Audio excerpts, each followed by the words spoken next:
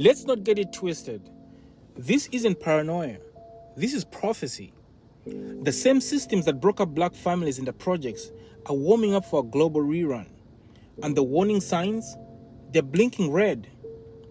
Because what you call third world problems are already happening here. You remember those block projects? They weren't just buildings, they were social experiments, and black people were the lab rats. Tall, grey concrete towers with families stacked so high that children played at the bottom with no adult eyes on them. It wasn't just poor planning, it was intentional fragmentation. Now I need you to picture this. Your mother trying to raise 3 kids on the 14th floor. Your window can't see the playground. The elevator barely works and the rent only stays cheap if no man is on the lease. That's right. No men were allowed. If the father of your child lived there, you'd lose your home. So he was forced to disappear. Not because he didn't care, but because the policy said so. And slowly, the men that remained, they weren't builders. They weren't protectors. They were the ones slinging poison and checking out of life. Why does this matter now? Because what they did to the hood, they're about to do to the world. As Western economies crumble, as housing becomes unaffordable, as grocery stores start to look like high-end boutiques, they're going to offer you solutions, just like they offered black people the projects. They're going to say things like, we'll build affordable housing, we'll provide subsidies, and we'll give you help.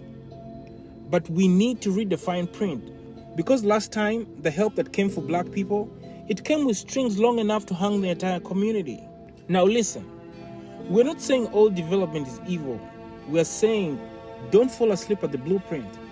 When they show up with zoning laws, with new buildings with inclusivity initiatives, please ask, who's in charge? Who benefits? Who disappears quietly? If the solutions require us to be fragmented, if they push us into isolated units with no culture, no connection, and no oversight, it's not development, it's containment. So what do? We start building our own communities on our own terms before they try to do it for us again. We ask questions like, what does safe housing look like for us? How do we protect fathers in the home, not punish them for showing up? And how do we keep our eyes on the playground, literally and figuratively? We don't wait for smart cities and corporate housing pods.